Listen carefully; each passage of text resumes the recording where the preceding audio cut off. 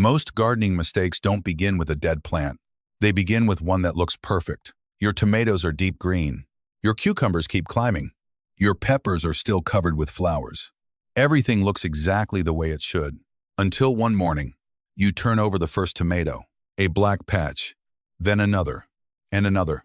Within days, a harvest you've spent months building starts slipping away. Most gardeners react the same way. More calcium, more fertilizer, more watering, more products, and sometimes, one of those products is already sitting on a shelf in the garage. A plain white box, Borax, trusted for generations, used by professionals, misused by almost everyone else. Next season, they do it all again. Because the real mistake isn't growing on the fruit. It isn't hiding in the leaves. It's happening somewhere almost nobody ever checks. Quietly, invisible, weeks before the first symptom appears. And that's where this story takes an unexpected turn. Two gardens can receive the same borax treatment, yet one fills baskets with perfect tomatoes, while the other slowly falls apart without anyone understanding why. By the time the black patch appears, the real story has already been unfolding underground for weeks. Most gardeners spend their time looking up. They study the leaves, count the flowers, turn over tomatoes, search for clues where they can actually see them. The best growers develop a different habit. They look down, because tomorrow's harvest is usually decided long before anything changes above the soil. Pull up an old tomato plant and you'll notice the thick roots first. Strong, rope-like, easy to see. But that's not the part experienced growers pay attention to. They're watching something almost invisible. Thousands of tiny white feeder roots, no thicker than a thread, soft enough to collapse between your fingers, fragile enough to disappear without anyone noticing. And that's where the story begins.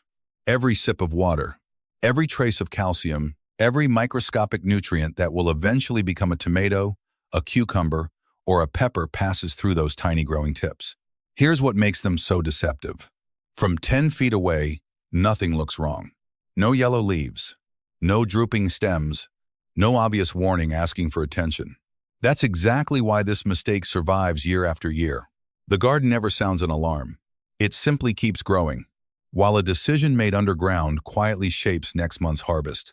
Most people don't discover the problem until they pick the fruit. Experienced growers start looking much earlier. Not because they know a secret product, because they understand an invisible system, one that can begin changing long before anything visible does. Which leads to a question that changes the entire story. Can a plant have everything it needs and still fail to deliver a healthy tomato? The answer surprises almost everyone. And once you see it, one of gardening's oldest borax beliefs begins to collapse on its own. Watch two gardeners face the same problem. Both find ants. Both reach for the same white box. A week later, the ants are gone. So the brain does something surprisingly dangerous. It starts connecting dots that were never connected. If borax solved one problem, maybe it solves them all. That's how gardening myths are born. Not from bad intentions. From good results repeated in the wrong places. And once that idea takes hold, it spreads faster than weeds. Walk through a summer vegetable garden. Spider mites hide beneath tomato leaves. Whiteflies drift into the sunlight like dust. A hornworm keeps chewing without urgency. Aphids crowd the newest stems. A cucumber beetle slips under a leaf and disappears. Now scatter borax across the bed. Then wait. Nothing changes. The mites keep feeding. The aphids keep multiplying. The beetle keeps moving. The hornworm never even notices. That's usually the moment people think borax failed. But maybe it never failed at all. Maybe it was simply being asked to solve a problem it was never designed to solve. Experienced growers rarely ask, "What kills everything?" They ask something much more useful. What problem am I actually looking at? That single question quietly separates gardens that become more complicated every year from gardens that become easier. Because every unnecessary product creates another variable, another guess, another chance to miss the real cause. And here's the uncomfortable part. Some of the most expensive tomato problems aren't caused by insects, not by disease, not by a lack of fertilizer. They're caused by an invisible system slowly losing efficiency while everything above the soil still looks perfectly healthy. Which means the biggest borax myth isn't that it kills every pest. It's believing every garden problem needs something added. when sometimes the smartest move is to stop adding anything at all. And that's exactly where the first rule begins. Most gardeners think nutrients follow a simple rule. If a little helps, more should help even more. For boron, that logic quietly falls apart. Imagine backing a truck into a garage that's barely wider than the truck itself. A few inches too far, and you hit the wall. The safe space exists, but it's surprisingly narrow. Plants live inside that same margin. They need boron, just not much. And that's where countless gardens drift into trouble. Not because someone used the wrong product, because they assumed more was safer than uncertainty. The mistake rarely announces itself. No yellow leaves, no dramatic collapse. The vines keep climbing, flowers keep opening. Everything looks like confirmation. That's what makes boron different. The cost arrives long after the decision.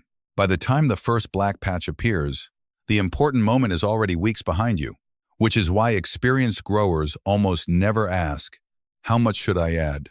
They ask, "What evidence tells me I should add anything at all?" And that leads to an even stranger question. If the soil already holds enough calcium and the plant already has enough boron, why does a perfectly healthy tomato still fail at the very bottom? There's a moment almost every tomato gardener remembers. You pick a fruit that looks perfect, bright, firm, almost ready for the kitchen. Then you turn it over. A dark patch, dry, sunken, and within seconds, the diagnosis seems obvious. It needs more calcium. Another bottle goes into the cart, another supplement, another promise. But what if the tomato isn't asking for more calcium at all? Walk through a commercial greenhouse during harvest season, and you'll notice something unexpected. When blossom end rot appears, experienced growers rarely reach for a calcium product first.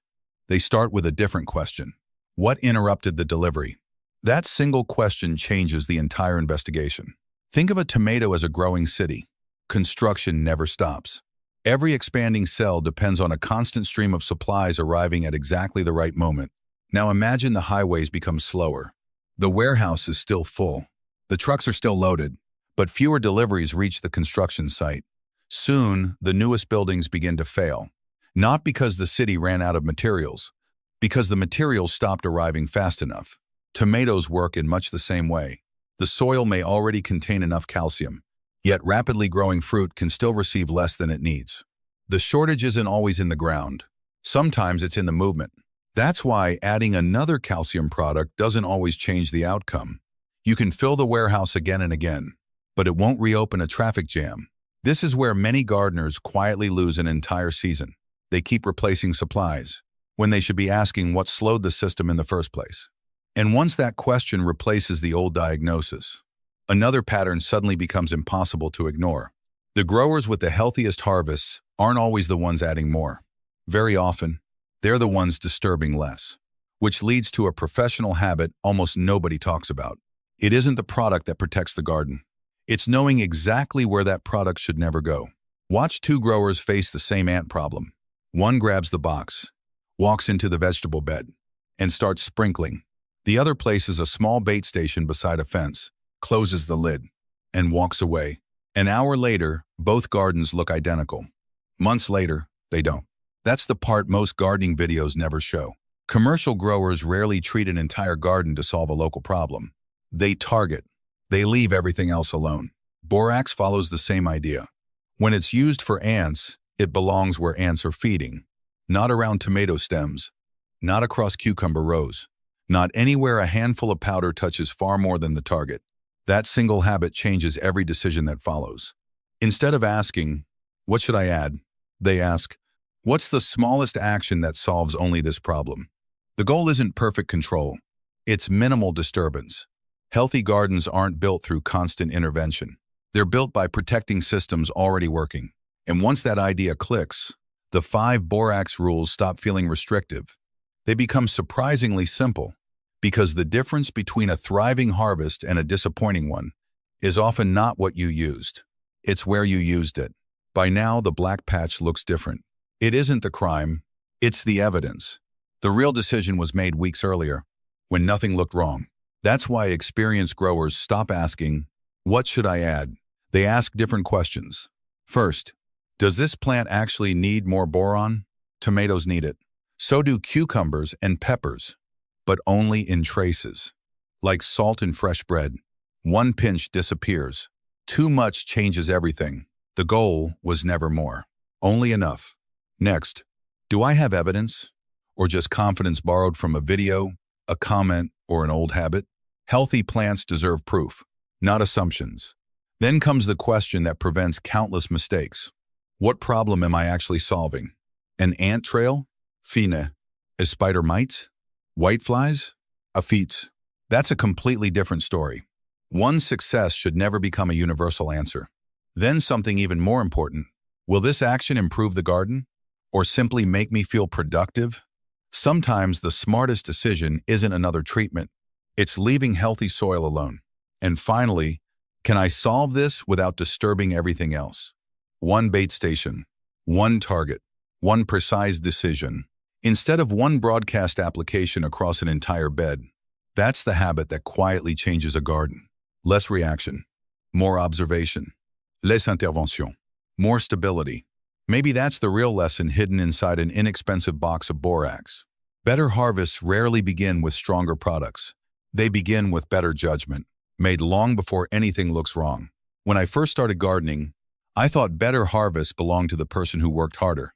More fertilizer, more weeding, more fixing, more weekends spent chasing the next problem. Then life got busy. The weeds stayed. A few chores waited. And somehow, the harvest improved. That made less sense than anything I'd ever read in a gardening book. Years later, I realized the garden had been teaching the same lesson all along. It never asked me to control everything, only to notice what actually mattered. That's the quiet habit shared by the best gardeners I've met. They don't react to every change. They wait. They observe. They look for patterns before reaching for products. A beginner sees emergencies. An experienced gardener sees a system trying to find its balance. Maybe that's the real story behind the little box of borax. It's not about using more or using less. It's about knowing when intervention helps and when it only interrupts. Healthy harvests aren't built by winning every battle. They're built by avoiding the unnecessary ones. So next season, before opening another bag or bottle, pause. Look at the soil. Look at the plant. Then ask one simple question. Is the garden actually asking for my help? Because the smartest gardeners rarely grow better tomatoes by doing more. They grow them by knowing exactly when to do nothing.